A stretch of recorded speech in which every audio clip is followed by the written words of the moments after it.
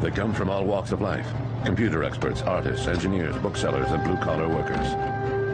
They all have one thing in common, a fascination for the paranormal. At times passionate to the point of being obsessed, they are known as UFO hunters.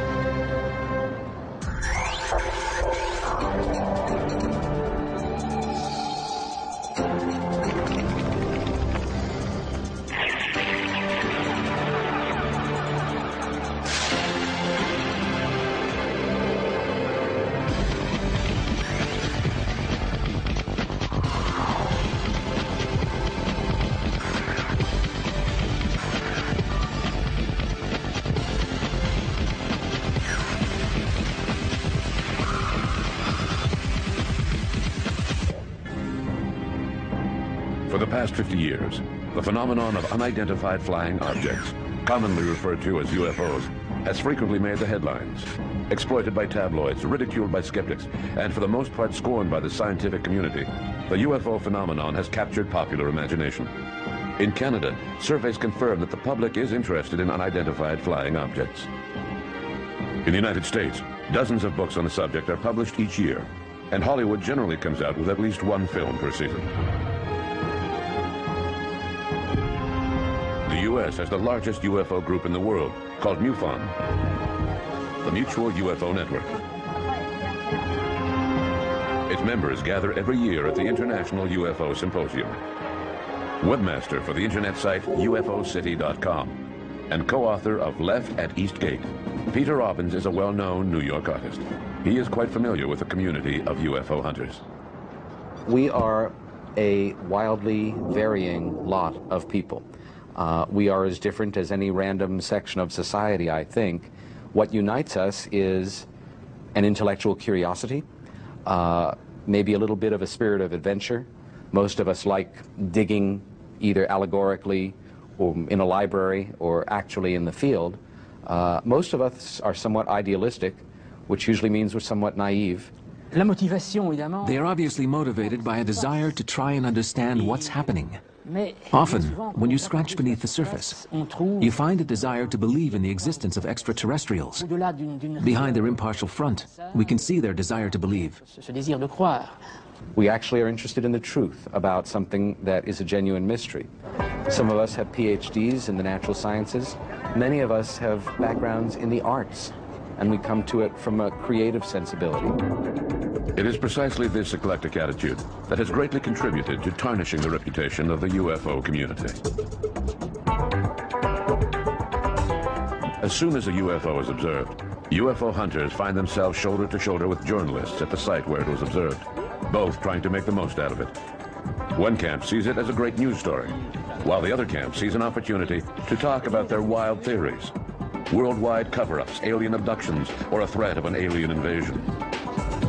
Comments made by serious researchers often become buried in the tall tales which attract the media. Caught up in this three-ring circus of ideology, it is not surprising that over the years, UFO hunters have gained the reputation of attracting crackpots. Like many fields of research or natural interest, we as a group have grown somewhat more sophisticated over the years. We have seen more frauds. We have seen more genuine, remarkably important breakthroughs in research. We are a bit better organized. We are maybe a little bit more respected by the general population, but not so much. Over the years, UFO groups have been forced to evolve according to the interests of their members.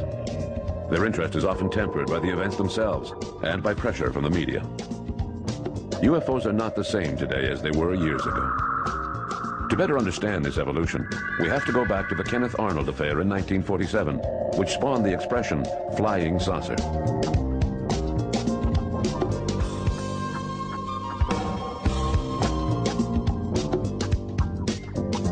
No one is better qualified to lead us back in time than French sociologist Pierre Lagrange, a research scientist with the Center for Sociology of Innovation in Paris. Pierre has written several reports on UFO studies, and over the past few years, he has gained recognition as one of the world's leading authorities in the field of UFO history. The Kenneth Arnold affair marked the beginning of flying saucers. That was when the expression flying saucer was first invented. His story happened on June 24, 1947. He was a 32-year-old private pilot and businessman who saw strange discs flying over Mount Rainier, Washington, in the American Northwest. According to Arnold, they were flying twice as fast as the speed of sound, and they had an unusual shape.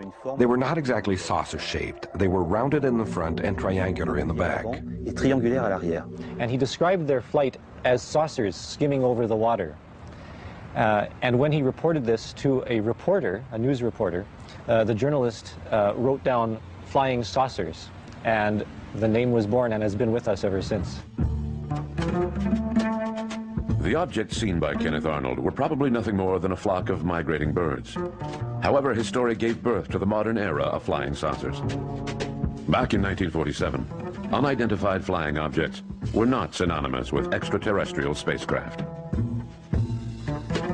At the time back in 1947, Kenneth Arnold thought he was seeing secret weapons.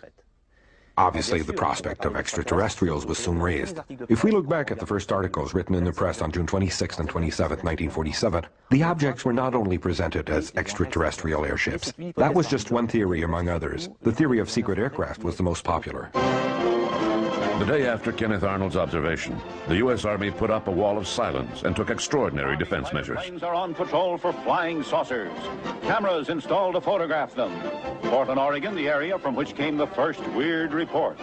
However, despite all of the military's preparations, an entire fleet of flying saucers seemed to be descending upon the United States. Throughout the country, Americans were claiming to have seen unidentified flying objects. A lot of people these days, they're seeing flying saucers everywhere. Flocks of fantastic discs flying through the air. Since the Army was refusing to release these reports to the public, small groups of 2 or 3 people each began collecting information on these sightings. To be looking for the mysterious disc. It was the dawn of ufology, the study of UFOs. There's a flying saucer with milk. The first ufologists appeared in the 1950s in groups such as NICAP and APRO, which integrated a large mass of scattered information. At first, UFOs were only seen flying in the sky. They hovered and flew away but didn't land. Then gradually stories began pouring in about landings. Investigators changed their view over time. History professor at Temple University in Philadelphia, David Jacobs is the author of the famous UFO controversy in America. Well, I think that the role of some of the early UFO organizations like APRO, the Aerial Phenomena Research Organization, and NICAP, National Investigations Committee on Aerial Phenomenon, in the overall controversy over UFOs was really very, very important. I think that these are groups that continue to collect reports, they analyzed reports, they kept the subject in front of the public, and helped to also pioneer methodology for how you can do this, how you can actually investigate reporting. It was in this fervor of the 1950s that people began speculating that these unidentified flying objects were of alien origin. These speculations soon became the most popular way of interpreting these objects. Left in the dark, the more conservative researchers who refused to share this opinion without an argument were stigmatized as ignorant or having little faith by those who supported the theory. Now, 50 years after that initial sighting by Kenneth Arnold, we can only wonder how UFOs, which were originally thought to be top-secret weapons, came to be thought of as interplanetary vehicles. How is it that extraterrestrials have become the focus of UFO study? One of the first people to introduce the idea that flying saucers were of alien origin was Donald Kehoe, a former member of the U.S. military who became a journalist, and while working for True magazine in 1949 was assigned to investigate the story. Kehoe was rather skeptical at first, since most of the contacts he had kept in the Army told him there was nothing to the story. But as he dug deeper, he began to think that the military wasn't telling him everything they knew, that there may be something to the story after all. The article that he published in the January 1950 issue of True was one of the first to really popularize the alien theory. 3 years later, Donald Kehoe wrote Flying Saucers from Outer Space, whose popularity at bookstores further entrenched the theory that UFOs were of alien origin. From there on, lines were drawn between those who believed in extraterrestrials and those who didn't.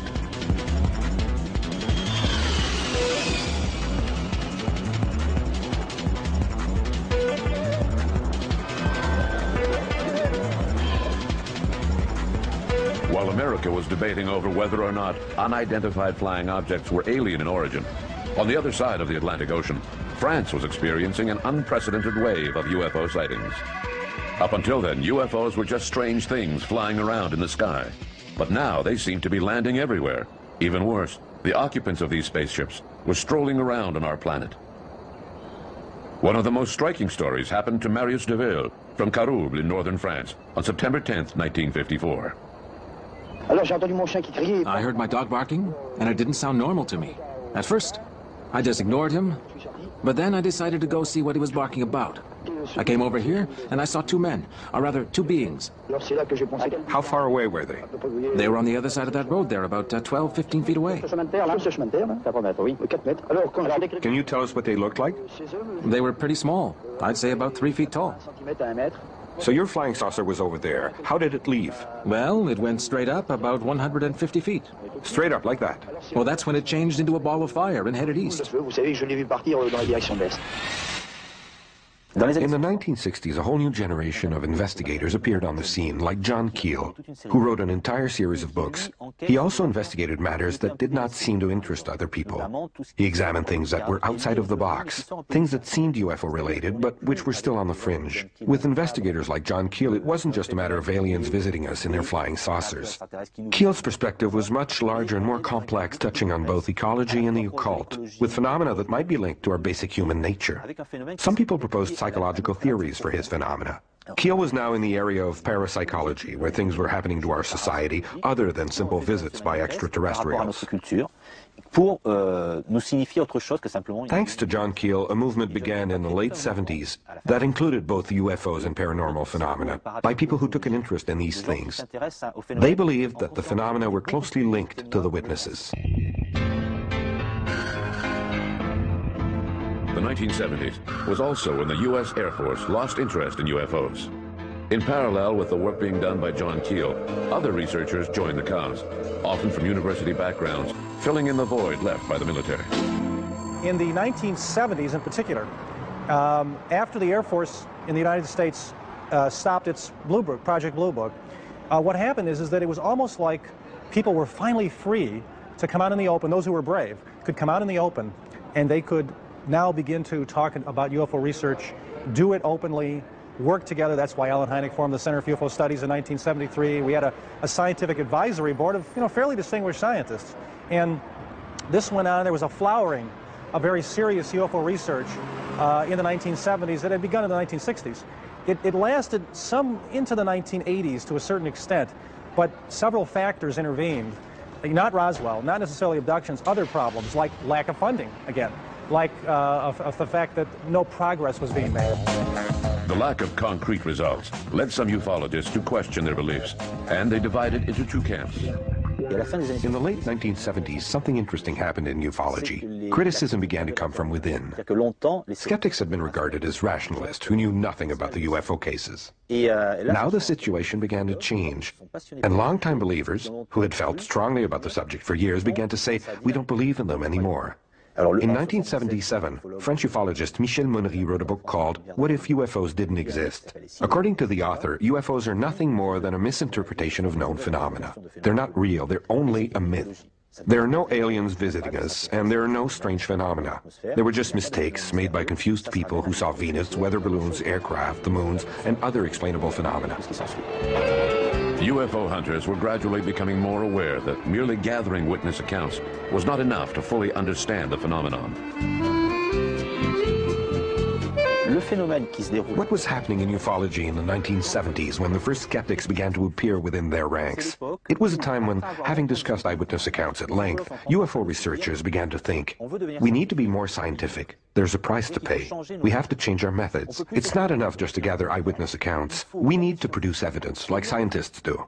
For a long time, we thought that it was a scientist's job to observe nature. But in reality, a scientist's job is done in a laboratory. He very rarely sees nature. He spends his time looking at instruments, diagrams, and graphs. So his contact with nature is very remote. If he goes into the woods or on top of a mountain, he doesn't see anything. He's in the middle of nature and can't do anything. UFO researchers began to ask themselves, how can we present data relating to UFO stories so it'll be perceived as scientific?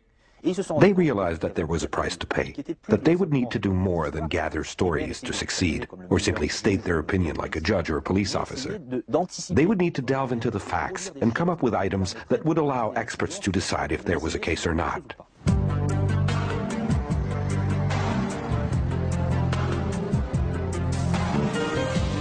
Francois Bourbeau belongs to this new generation of UFO researchers that appeared on the scene during this shift in ideology in the 1970s. My first job, or my first goal, I should say, was to interest the university crowd in the study of UFOs. But I soon came up against a brick wall, from social prejudice to a wide variety of other prejudices. These men and women from universities were probably afraid of losing credibility among their peers. I would say that it also had to do with a lack of knowledge of the subject area. I must admit that in the field of UFO research, for serious amateurs like myself, who want to dig a little deeper to understand an issue, there is a fundamental lack of funding required to do the work. There's also a lack of human resources available. And to be perfectly honest, we also have very limited access to technology that would allow us to perform rapid tests on the spot, where physical evidence appears on the ground, for instance. With these tests, we could advance our own research, since we are on the front line, thereby eliminating a layer of analysis where we have to wait for the results before proceeding. We could also turn over our test results to experts for further research. Maybe that's where the problem lies. A really good example of how this lack of funding and logistics can have an impact is the case of Saint-Marie-de-Manoir, a small rural town less than 60 miles from Montreal, Quebec. At first I was sure that it was a 4x4, but when I got up and looked, I saw that it was over my neighbor's house. It was blue everywhere in the house, and there was this persistent noise in the background. I think it was something from outer space. I think they might be more advanced than us since they are coming to visit us. It was bright everywhere. I'm not sure how far away it could be seen, but it was as bright as day where I was. Several experts find this case to be particularly puzzling. UFO researchers involved in the case had to cut their investigation short, since they lacked the means to continue. Francois Bourbeau was one of the key figures in this affair. The incident in Saint-Marie-de-Manoir was probably one of the best opportunities in scientific terms to pursue an in-depth study of the case. First of all, there were many witnesses, and several different types of witnesses at that, including highly competent ones, such as police officers. I was amazed. I'd never seen anything like it before in my life.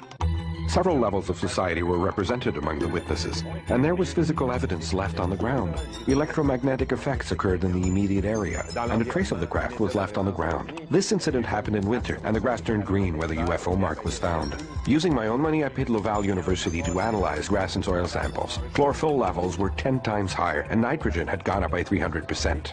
I found it very bizarre, because the chlorophyll level should normally have been the same everywhere. I don't think it's humanly possible to fake chlorophyll levels in plants in November.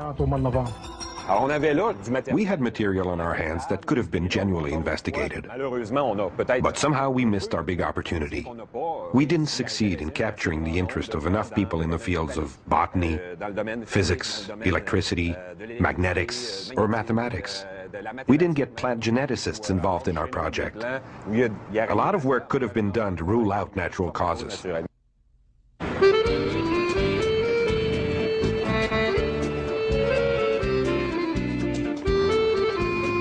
Over the years, UFO hunters have gradually divided into two separate camps. One group represents the diehards, who still believe that UFOs are extraterrestrial in origin. The other group, mainly consisting of UFO researchers, define themselves as skeptics. It appears that ufology is not the work of a single group of individuals, but rather a network of groups like in the field of science. In my view, the fact that there are skeptics does not mean that ufology has become more scientific in approach. It means that researchers are starting to think like the people they used to criticize. Nowadays, skepticism about UFOs is a matter of personal opinion, just like believing in them used to be. It's not much different. After believing in UFOs for years, they decide not to believe anymore. What effect does that have? Rationalists say finally UFO researchers are becoming more scientific, but if we look at the facts, it just isn't true. Just when things were calming down and researchers were beginning to use a more scientific approach, the controversy started back up again. After having said they exist, They were turning around and saying they don't exist. Well, saying they don't exist doesn't make you a scientist, but it does spark controversy. This controversy is not making the field any more scientific. Since each person is proceeding according to their own personal opinion, it's very easy to become a UFO researcher. You have some business cards printed and publish an article in a few newsletters. It's much harder to be a scientist. You need to have diplomas, experience, and research work that's approved by others as a group. The UFO field has been faced with two problems: frequent shifts in ideology and a lack of funding for its work.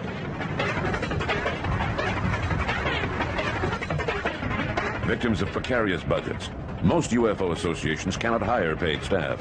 This means that almost all of their members are volunteers, with the best of intentions, no doubt. But inevitably, they run into problems with the availability and competency of their members, which leads to less than ideal investigations.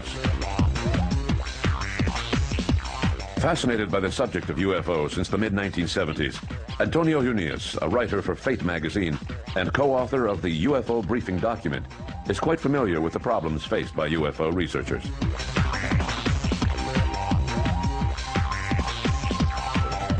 One of the main problems of ufological research is the lack of funds. This is very bad, and especially when you go to even to other countries, it's even more acute.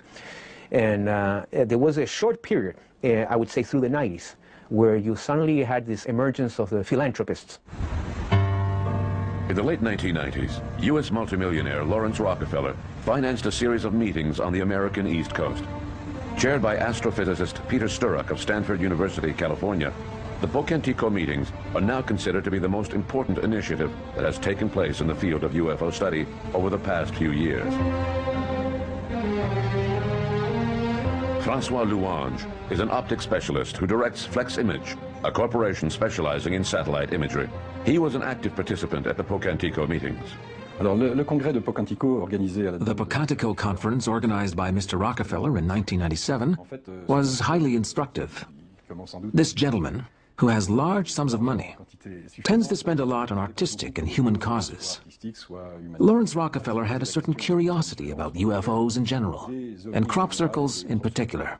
So he financed this week-long meeting at his Pocantico Center where his family had once lived. The idea was to discuss physical evidence, not just for UFOs, but in general. Basically, you had two types of scientists. You had ufological scientists. These were people who were professional scientists, like Vallée and even Velasco and Richard Haynes and John Schussler and many others, who made the case for ufology. And they presented, the best landing cases, the best photography, and so on, the best radar cases. And then you had a panel of neutral scientists. And these were people who were neither in favor nor against it, but they were professional scientists. The goal was to have researchers speak about UFOs in front of a group of scientists, in the hopes of finding common ground and preparing a small booklet on their conclusions. Why did Rockefeller do this? Because up until that point, the only thing that existed in the field was the Condon report that had been sponsored by the U.S. Air Force several years earlier. The very thick Condon report was read by few people. It contains a lot of information, some of it on inexplicable phenomena. However, the official conclusions of the Condon report go something like this. First of all, we didn't find anything. And secondly, science has better things to do with its time than waste it on a subject like this that is of no interest. Condon closed the books on the subject, and scientists did that too. With regards to the Condon's conclusions, we agree at least on the first point. We didn't find anything really convincing, any absolute proof that unknown phenomena are occurring, and we found even less evidence of extraterrestrials. On the other hand, as to what science's position should be, we are diametrically opposed to Condon.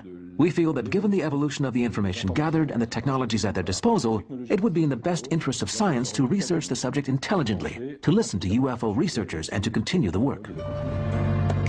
If the Pocantico conference led to a recognition of the interest in UFOs, then why does the science community at large seem so uninterested in this phenomenon? If someone were to find a technological application for the UFO problem, then just watch the benefactors line up to finance it. Maybe not UFO groups at first, but if another meeting were held with Mr. Sturrock, there might be a group of people who would say, "Aha, we're being offered 10 million, gentlemen. Go back to your drawing boards." However, before we can speculate on how to interest the science community in UFOs, we need to have UFO groups themselves come to an agreement on the importance of the information gathered and the manner in which it is presented. The material itself, the data, although there are some excellent cases, but it is very ambiguous, and you can basically adapt it to any theory you want, because you will select those elements of, if you're interested in the more bizarre cases, you will find plenty of those. If you're interested in the more sort of sober, you'll concentrate with radar and pilot cases. So that's what I saw, that people, because they had a theory, then they were like digging up for those elements in the database that would support their theory. After so many years, it may be surprising to find that so few professional researchers let themselves be carried away by a scientific interest in UFOs. Perhaps we are simply seeing a contrast between the ideal vision of science and the unorthodox reality of ufology. One of the great failings of UFO research in the Western Hemisphere anyway, and not as much in Europe, but certainly in Canada and in the United States, has been the failure to convince the scientific and academic community of the legitimacy of the subject. I think we're setting ourselves up for a disappointment when we expect science to come up with all of the solutions. When it comes to expanding knowledge, solutions are very rare. When scientists study a matter, very rarely do they agree on what it means. Of course, when we read history books about science, we see famous names such as Galileo, Newton, and Einstein, who all made a significant contribution to scientific knowledge. But we need to remember that 99% of all scientific research does not lead anywhere. The research is done because we need to ask questions and find answers. We need to make progress. Scientists often disagree. In the field of science, it's very difficult for everyone to agree. So if we were to take a scientist out of his controlled environment and place him in a situation with amateurs and people from different backgrounds, naturally he would find it more difficult to do his job. In that type of situation, scientists tend to have the attitude that UFO researchers are not capable of producing hard evidence. They're not like scientists who produce real results. I tend to see the problem differently. If we think about it, science hasn't produced a lot over the years, considering all the conditions imposed on scientists. They need to have a diploma, publish articles, sign contracts, and so forth. In contrast, it's amazing to see how much UFO groups like SOBEPS have managed to accomplish without a controlled environment. So if anything, I would say that the opposite is actually true. It's not that UFO researchers don't take their work seriously. Given the conditions under which they work, they're very serious in their approach. Perhaps we should be demanding that scientists produce a lot more than they do. A half-century after the birth of ufology, UFO hunters are still practically as far away from a global answer as they were back then.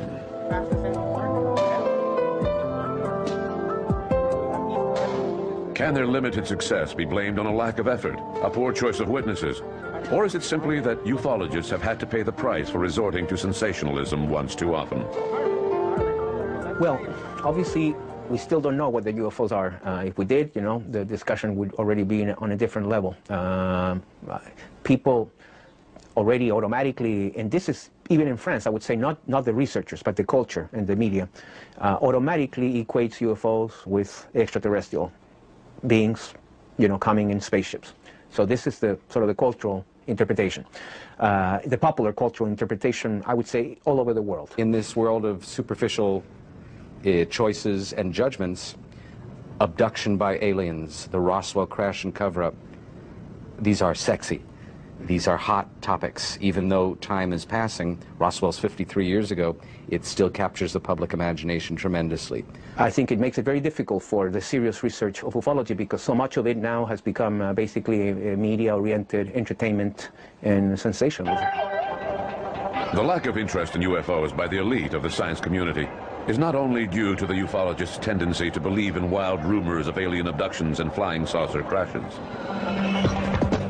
It also stems from public prejudice and the superficial manner in which UFO-related matters are handled by the media.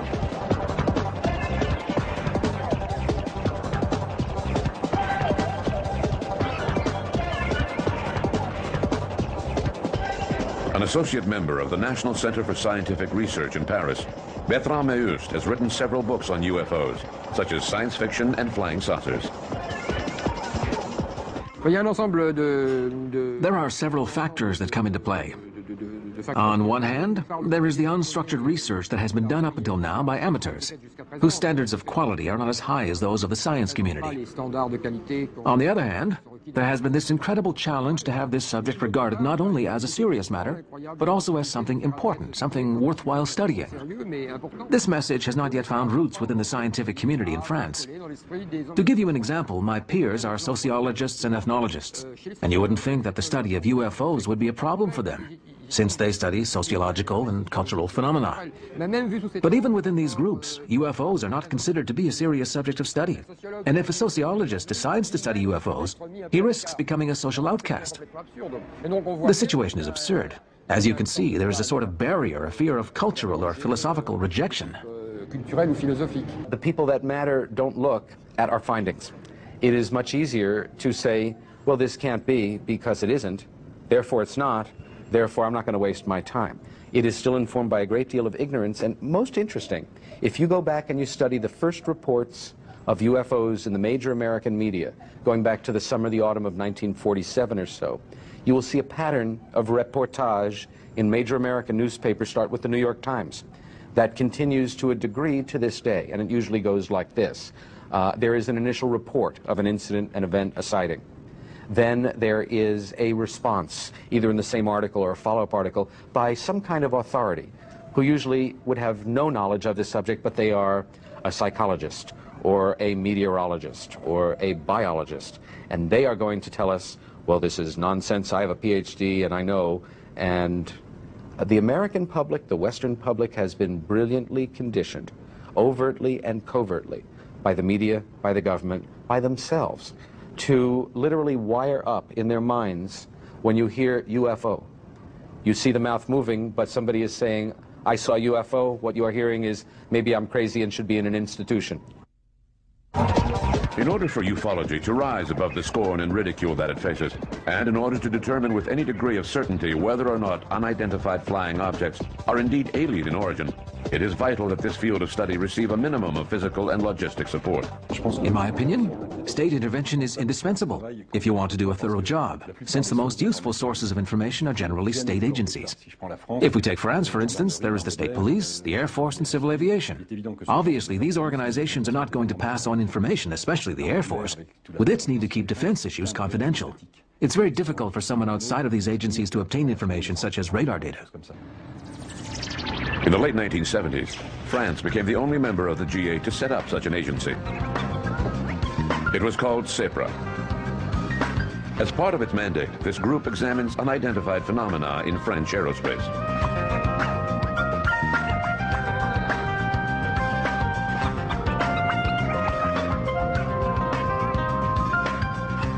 Located within CNES, France's National Space Research Center, the equivalent of NASA, CEPRA has been headed by engineer Jean-Jacques Velasco for quite a few years. CNES is a public sector agency that distributes information. We don't have anything to hide. These days, we let the public know about a lot of our investigations, and we will continue to do so in the future. However, keeping the public informed of our investigations is not part of CEPRA's mandate, as was the case for its predecessor, Japan, which prepared technical notes and informational notes. The difference between the two groups is quite simple. We just don't have the means. Although he admits that his group does not have the logistic support necessary to carry out a global study of the UFO phenomenon, Jean-Jacques Velasco does not see how CEPRA could associate itself with UFO groups without putting its own credibility and that of CNES on the line. What is commonly referred to as ufology is a large group of people primarily interested in UFO sightings. They have developed an interest in the subject as amateurs. We are not at all in the same class as those groups of amateurs. Here we do scientific work. We investigate sightings and check out the facts that are reported. Our work consists of scientifically analyzing the facts, and that's all.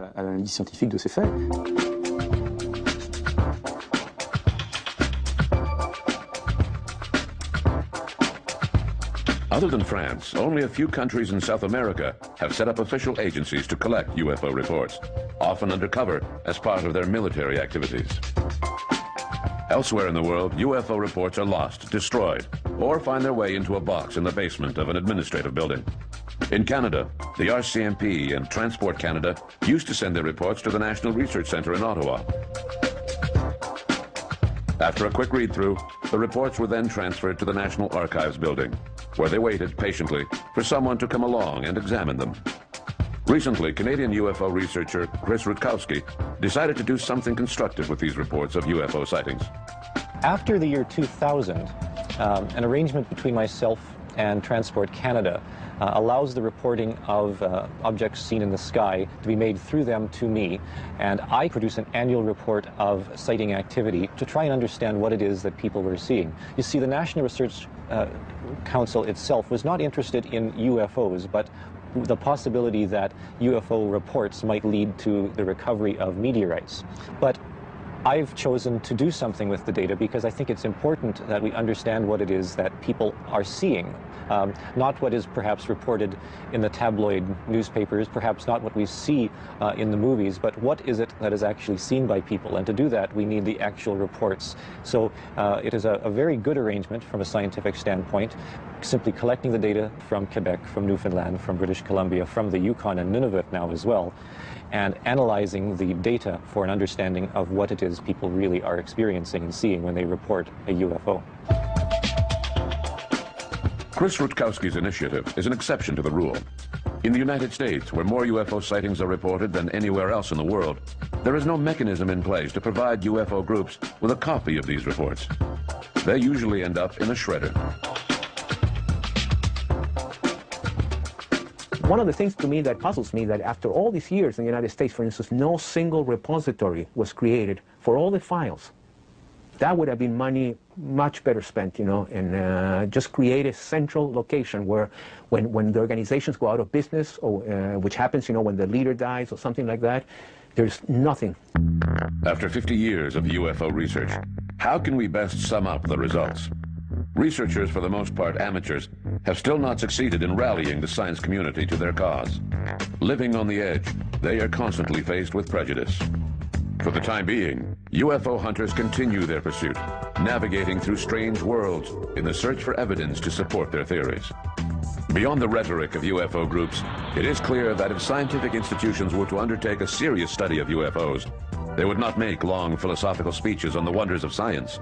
They would proceed methodically, impervious to the war of words being waged by UFO groups. The Americans need more of the sociological theory, and the Europeans need less. Because in America, it's not at all liked by the ufological community, who is completely committed to strictly nuts and bolts, ET, aliens, crash saucers, genetical hybrids with abductions, and so on. But in Europe, with some of these groups, you go to the other extreme, where everything gets reduced to it's just a myth. But a myth still takes off from something, you know. Myths from North America, specifically from the United States, have swept through Europe. Researchers like Scorno, myself, and others have, well, I wouldn't exactly say that we've given up, but we're still interested, but no one listens to us anymore. Well, they still listen to Pierre Lagrange, who seems to be able to find ways to make himself heard. But no one really listens to us anymore. They're only interested in those myths from the United States. There's another factor that's also becoming into play: the internet. As a professor, I have several students who are interested in UFOs, but they know nothing of all the serious research that was done on the subject. When they hear the expression flying saucer, they immediately think of the American myths and all of the information circulating on the internet. To summarize, when I was 25 years old, UFOs were things flying around in the sky. We would go into the field to observe them. These days, young people look up information on the internet. That's why I'm a lot less interested now. It's become a sort of virtual reality.